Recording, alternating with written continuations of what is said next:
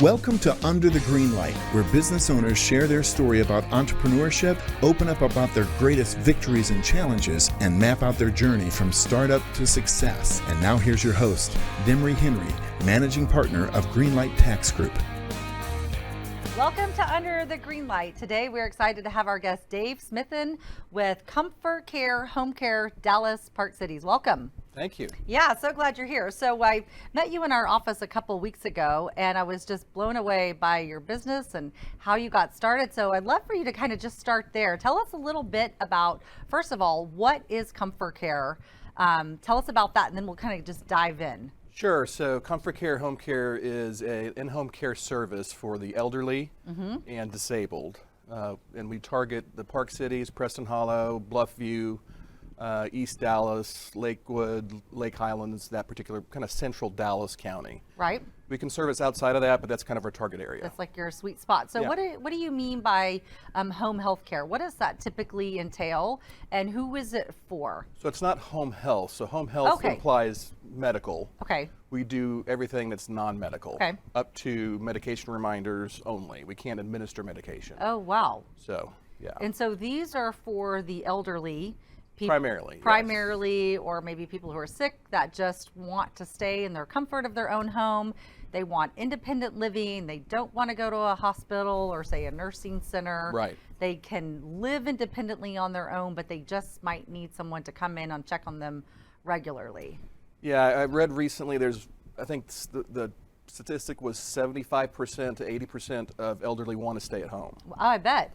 So it's a huge market, of Yes. course. Yeah. Absolutely. And so what made you get into this business? I mean, what were you doing before, and how did you transition into this? Because this, I can imagine, is a huge booming business. Yeah, 12,000 baby boomers turn 65 every day. Wow. So it is a big growing Giant industry, statistic. of course. So there's a big need. Of course, there's a lot of competition in the space. But what got me into it, I worked in corporate America for 20 plus years, and I went through a divorce, just personally. Right. And I just kind of reframed everything in my life. And Got I to just decided kind that of reset. reset and said, hey, you know what? I want to do something different. So I got out of corporate America and then found this opportunity, wanted to service people and help people and own my own business. I love that. Yeah. So when was this that you made the leap from corporate America? So it was 2018. Oh, wow. So Yeah. before COVID, which is pretty timely considering the space and what you're doing now, were you affected by that? Did you see yourself Oh, yeah. growing in the space, or was it hard because of all of the constraints? Well, so I really started researching the opportunity in 18, bought the agency in 19. And so we were in a growth pattern until right before COVID. We were Right. starting to ramp up. And so COVID certainly hit us because we had a lot of clients in facilities and they shut down, of course. And so we kind of plateaued through COVID. Wow. Or at least for a year. And so it did affect us, at least our growth projection, Right. if you will. But yeah, it was definitely a factor. Well, you made it. So Yeah. that's good. Yeah. So thinking about your business and the services that you provide to the elderly or the customers that you have, what are some of the typical things or reasons people call you?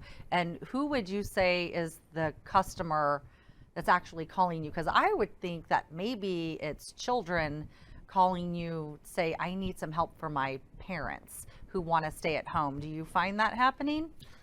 Well, it runs the gamut. I mean, it could be just somebody who needs companion care and they have long-term care insurance. So Yeah. we only take private pay and long-term care insurance. Okay. Medicare doesn't cover what we do. Medicare Advantage does cover what we do, but we don't accept it because typically what happens is the agencies bill the client, and then I've heard horror stories from other agencies that take Medicare, bill the client doesn't get reimbursed for up to 9-10 months. Oh, wow. And that's so- just too much of a hardship. I'm not sure if I answered the question exactly, but Yeah, no, I mean, and I'm just thinking of like who's calling you? Like, is it the elderly calling you and say, I just need some help, or do you find that right. So it runs again. or runs, like it's thank you. medical Good or it's thanks for a reminder. Yeah. Yeah. So it runs the gamut. So it could be companion care, just somebody who's isolated in their home, in their 80s, and they're alone, or it could be somebody with dementia who needs care. Yeah. And this means like help to remember to eat, take your medicines. Yeah, all the above. So go it's to really, sleep. there's what's called ADLs, activities of daily living. So that has to do with the person. So it's the personal needs where they need help transferring from chair to bed, or from wheelchair to toilet, or showering, or whatever. Yeah. And then there's IADLs, which has to do with the environment. So it's light housekeeping, meal prep, so forth. That's amazing. And I can only imagine that this is going to keep growing, especially because, like you said, the number of baby boomers every single year, or every single day. And then on top of that, people are living a lot longer, you know, with all the medical advancements and things like that. So, I mean, thinking about like what you were doing in corporate America and then transitioning to a business owner, I mean, you're wearing a lot of hats. And when you started this business, I mean, you are literally the CEO, the president, you're in charge of financing, recruitment, every single little detail. And so, I mean, that's a lot. And if you continue down that path, it oftentimes could lead to burnout, or it could lead to creating mistakes or things like that. So how do you juggle that? And how have you sort of reconciled what you can handle, what you need to hire other people to do, and what you potentially maybe need to outsource? Because I'm certain your goal is to continue to grow. Of course, of course. So yeah, it is, you do as a small business owner wear all the hats, not just some of them. Right. So in the middle of COVID, I was the only one in the office, frankly. Oh, right. Yeah, we just started, so I had to lay people off. Right. At the beginning of COVID. And so, you know, I'm trying to keep our staff very lean at the moment. The hours in this industry fluctuate greatly, and I don't want to be in another position where I have to lay somebody off. Right. And so it's lean at the moment. But yes, you know, we'll have, in the next 2 years, my goal is to have probably about 7 or 8 people in the office. 7 or 8 people. And then how, and these are employees, right? And then you also have these home health care, what do you call them, technicians or? Caregivers. Caregivers. And how many of those do you have at any given time? So we have 200 on our roster. Wow. So you guys can service a lot of people. Yeah. And these people are working with multiple people day in, day out, or throughout the week, right? Yeah. So it's not that they just have one person that they're taking care correct. of. Wow, that's amazing. Yeah. So are they like 200 full-time people, or are they part-time, or Well, various? it's a mix. I mean, whatever they want to do? Yeah, it's a mix. I mean, whatever their schedule allows. Gotcha. So some people might only be able to work weekends. Uh-huh. You know, they have a weekday or, you know, a week shift. So it can so it be just flexible, depends. which is nice. Yeah. They can pick their own hours. Yeah. So a lot of the clients that we work with have expressed that they're having difficulty finding great talent, or recruiting employees, or recruiting folks to help their business grow. Yeah. Are you experiencing that too? You know, it's eased up. Certainly during the pandemic, you know, a lot of people were filing for unemployment, and, you know, a lot of the government child credit benefits really kept a lot of the caregivers on the sidelines. But we partner with a company called mycnajobs.com. CNA is a certified nurse aide. Okay. So they can work in hospitals and do nurse delegated tasks, or skilled nursing rehabs or whatever. But we did a really good job through the pandemic. There wasn't one shift we didn't staff. Wow.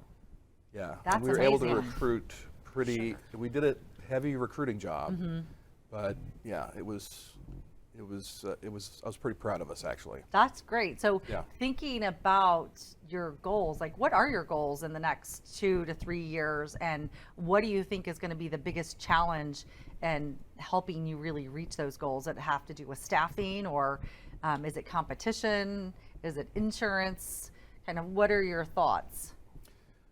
Well, in this industry, it's all about billable hours.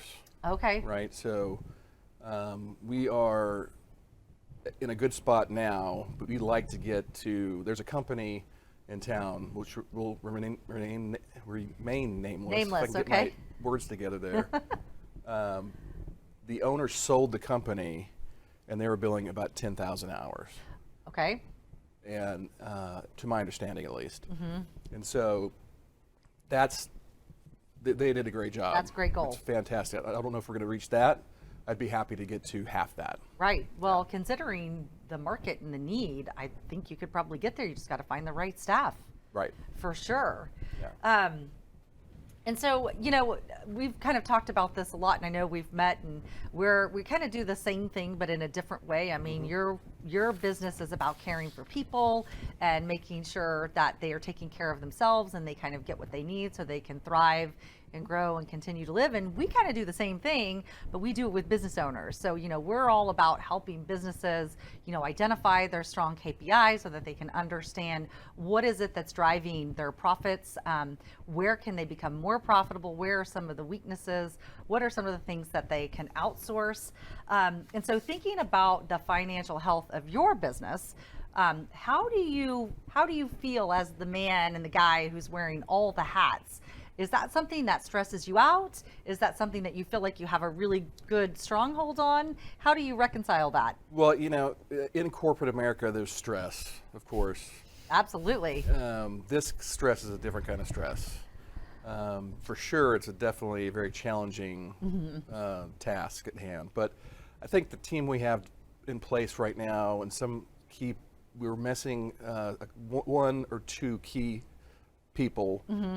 We'll add those folks here in the next 6 months. But yeah, it is definitely stressful being the person to answer all the questions. Oh yeah, and you have to make sure that, you know, what we tell our clients regularly is that your books are basically the foundation and the basis of your business. And what the books say is really how you're going to be able to measure certain indicators so that you can make really smart decisions about your business. And so that is a really critical piece, and that's something that we work with our clients a lot. And so just thinking about that and how stressful it is, Yeah. like, how do you manage that financial stress? Like, what are you doing now, and what are you thinking you might be doing in the future, especially as you continue to grow?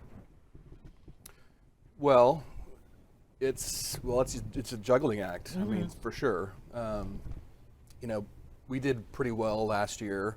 First couple of years, we were in the red, frankly, but we did do pretty good. We're pretty profitable last year, and so That's great. that kind of takes the pressure off a little bit. Once you get to that point and that certain level of hours, because the margins are really pretty healthy. So before overhead, the margins are about 25%. Oh, that's great. And is So that the gross- industry standard? It's pretty close. Yeah. So that's good. So let's kind of shift to the more of the personal side, because you said, you know, corporate America stress is very different than business owner stress, and business owner stress is very different than being a husband stress and being a father stress and all that other stuff. And so whenever you sort of decompress, how do you deal with that stress? What do you do? Are you able to compartmentalize your life and go home and kind of turn it off? No. Like, how do No, you, no. what do you do? It's 24/7. Yeah. This job is 24/7. I heard what somebody say, small business owner say recently, every day's a Saturday and every day's a Monday. Oh, it's so true. Yeah. Right. But I Yeah. kind of feel like I don't feel like it. I know being a parent is also 24/7. Yeah. And so you're really working two jobs 24/7. Like, that's just kind of the way it is. Yeah. Yeah. Definitely, for sure. So what do you do? How do you decompress? Happy hours. Happy hour. Okay. So we can relate to that. I need to do more exercising, for sure. We all need to do more exercising and more happy hours, for sure. Yes, for sure. Okay, so this is one of my favorite questions I like to ask, you know, thinking about like where you are now, and I know you have a son getting ready to go to college, and like the whole world is kind of at the beginning for him, and thinking about entrepreneurs and people just getting started. What advice would you give to the young folks today who are thinking about being entrepreneurs or starting a new business? What advice would you give them? Wow. It's a good question. You know, coming from corporate America and spending so much time there, I did get my MBA, and I did do some mentoring with MBA students, but they were all going into the corporate, that path. And so I've never actually mentored anybody who was wanting to start their own business. I'd say, you know what, hope for the best, plan for the worst. Right. And work, your tail off. Work your tail off. Yeah. And like, just get in the car and drive. You know, Yeah. like you're gonna, if you want to do it, do it. Jump in with both feet, and you're probably gonna fail. And that's okay. Because Some days are going to be failures, Yeah. but some days they're going to be great. Some days are going to be great. Okay. Yeah. So what we like to always kind of end things with like a fun lightning round of questions. Melanie's going to ask these questions, but these are just like things like right off the top of your head. Because what we're really just trying to show is that, you know, just because you're a business owner and you're wearing all these different hats, you know, you're human and you have all the favorite things too. So Melanie. What's my favorite animal? Yeah. Sure. What's your favorite animal? Oh gosh, I don't even know. Let's go with the elephant. Okay, Elephant. That's a good one. Oh, that's How one of my about your favorite favorite animals. book? Oh gosh. Or the last book you read. No, Do you read? I don't. You don't have time. I don't have time. No. Nobody has time. I don't have time. I That's don't know. okay. That's a good question. Favorite movie? Think about it. Yeah. Oh, Shawshank Redemption. Oh, That okay. is- I love that it is when a you great know the one. answer like really, really Oh, yeah. quickly. Yeah, that's a good one. Do you make your bed every morning? No. Well, Demery doesn't either. I don't heard. either. She does, and I don't. I'm like, why do I only make it if people are coming over, and I feel like they might sneak into my room for some reason. I'm like, oh crap, I better put their coats on my bed or something. That's funny. Do you make your? I already said that. Are you a morning or a night person? Night. Night owl. Yeah. What time do you go to bed? Oh gosh, usually 11, Okay, That's Yeah. not too bad. midnight maybe. good night. What about Demery? Are you a morning or a night person? Oh, I am 1,000% a night person. Yeah. Sometimes it's not 2 or 3 until I'm in bed. Really? Yeah, like I feel like I have a lot of energy at night, and then when everybody goes to bed, it's super quiet, and I could get so much stuff done. Like I can just jam. Like work? Oh yeah, I'll be working Yeah. it's late. also When late can night when can I emails. hire you? Yeah, right. Tomorrow. Tomorrow. It's always We would love to tomorrow. help you. Yeah. Have you ever been skydiving? I have not. Oh, it's so much fun. Do you want to go? I'd do it. Yeah. You have, Yes. not me. Once, one and done. It was good. If you were not doing what you're doing now, what would you do? Like a professional athlete or a famous musician, an actor, a legendary artist, or the director Oh of the my gosh. CIA? Yeah, like if you could do anything in the world. So my dream job would be to develop an underdeveloped ski resort. Oh. I'm a skier, so Sounds awesome. I feel like you could make that happen. Yeah, let me know because that sounds like fun. give me some years. Yeah, I I'm mean, gonna try to make that happen. after you get this business Need an up and investment rolling, group, but yeah. you can go start a ski resort, and I'll be one of your customers too. Yeah. That'd be Yeah. amazing. Oh, I'm in. Yeah, I'm there. yeah. I love to ski too. Yeah. Well, we really appreciate you coming on the show with Absolutely. us and It's my sharing about pleasure. your business. So tell everybody where they can find you if they're looking for home health care for their family or friends. How do they find you? Sure, just Google Comforcare. It's COMFORCARE, Home Care Dallas Park Cities. And you could also call the office at 214-301-7880. Awesome. Well, thank you guys all for tuning in. We hope that you found the podcast today inspiring, and we just encourage you to keep moving forward and learning from your mistakes and just keep going. Thanks so much.